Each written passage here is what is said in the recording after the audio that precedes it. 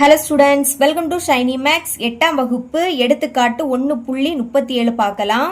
விடையை அடுக்கு குறியீட்டில் சுருக்கி எழுதுக. அதாவது அடுக்க மட்டும் நீங்க சுருக்குனா போதும், சரிங்களா?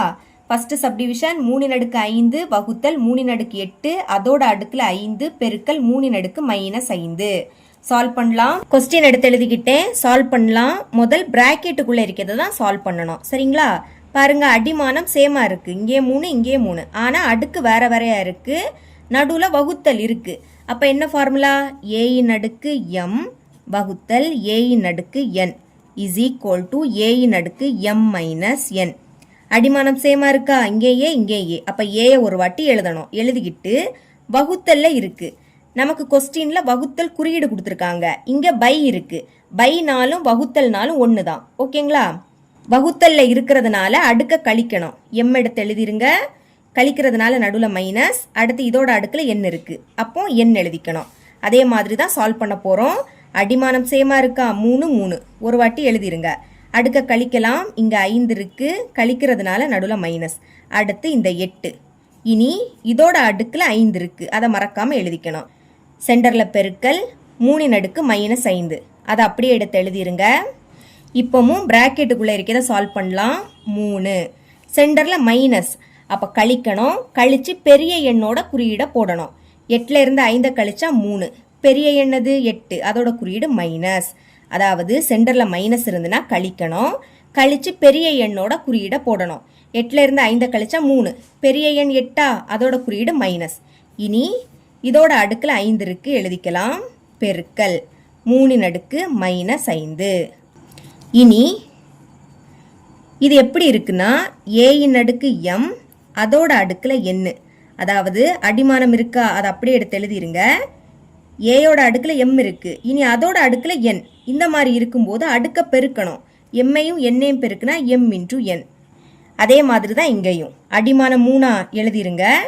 இப்போ -3, இதோட அடுக்குல 5 இருக்கு, இதை ரெண்டையும் பெருக்கலாம். பெருக்கும்போது ஒரு மைனஸ்னா அது அப்படியே வந்துடும். இனி 3 5 15 பெருக்கல் 3/-5. இப்போ பாருங்க, அடிமானம் சேமா இருக்கு, இங்கே 3 இங்கே 3, அடுக்கு வேற வேறையா இருக்கு, நடுவுல பெருக்கல். அப்ப என்ன பண்ணணும்? அடுக்க கூட்டணும். என்ன ஃபார்முலானா a அடுக்கு m பெருக்கல் a அடுக்கு n is equal to a அடுக்கு m கூட்டல் n. அடிமானம் சேமா இருந்ததுன்னா ஒரு வாட்டி எழுதிருங்க. பெருக்கல்ல இருக்கிறதுனால அடுக்க கூட்டணும். m இருக்கு, எழுதிருங்க. கூட்டுறதுனால சென்டர்ல பிளஸ், அடுத்து இங்க n இருக்கு, அதையும் எடுத்து எழுதிக்கணும். சால்வ் பண்ணலாம். 2லே 3 இருக்கு, ஒரு வாட்டி எழுதிருங்க. இங்க -15, கூட்டுறதுனால பிளஸ், பெருக்கல்ல இருக்கு, அப்போ கூட்டணும். அடுத்து இங்க என்னது இருக்கு? -5, மைனஸ் இருக்கிறதுனால பிராக்கெட்டுக்குள்ள எழுதணும். இனி 3 -15 அப்படியே எடுத்து எழுதிக்கலாம். பிளஸ்ஸையும் மைனஸையும் பெருக்குனா மைனஸ், பெருக்கும்போது ஒரு மைனஸ்னா அது அப்படியே வந்துடும். அடுத்து இந்த 5, இந்த 3 எடுத்து எழுதிக்கலாம். இங்க 2 மைனஸ், அதாவது ஒரு மைனஸ் இருக்கும்போது கழிச்சு பெரிய எண்ணோட குறியீட போட்டோம். இதை இது 2 மைனஸ், கூட்டும்போது 2 மைனஸ் இருந்துன்னா மைனஸ் குறியீட போட்டு அதை கூட்டணும். 2 மைனஸ் இருக்கு, மைனஸ் குறியீட போட்டு கூட்டுங்க. 15ஐயும் 5ஐயும் கூட்டினா 20. இதுதான் இதோட ஆன்சர். கொஸ்டின்ல அடுக்க மட்டும்தான் சுருக்க சொல்லியிருக்காங்க. செகண்ட் சப்டிவிஷன் சால்வ் பண்ணலாம். பாருங்க, அடுக்குல ரெட்டை எண் இருந்துன்னா மைனஸ் பிளஸ் ஆயிடும், ஒற்றை எண் இருந்துன்னா மைனஸ் மைனஸா தான் இருக்கும்.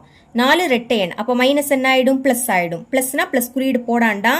இனி இந்த 3 எடுத்து எழுதிருங்க. அடுக்குல 4 பெருக்கல், இப்போ ஹோல் பவர் 4, அதாவது ரெண்டுக்குமே பொதுவா இருக்கு, தனித்தனியா எடுத்து எழுதிக்கலாமா? மேல 5 இருக்கு, அதோட அடுக்குல 4 எழுதிருங்க.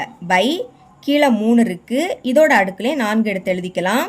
இப்போ சென்டர்ல பெருக்கல் தானே, அப்போ கேன்சல் பண்ணலாம். மேல 3/4 இருக்கு, கீழே 3/4 இருக்கு, கேன்சல் ஆயிடும். பாக்கி என்னது இருக்கு? 5/4. இதுதான் இதோட ஆன்சர். ஏன்னா நம்ம கிட்ட அடுக்க மட்டும்தான் சுருக்க சொல்லியிருந்தாங்க. இவ்வளவுதான் இந்த சம்.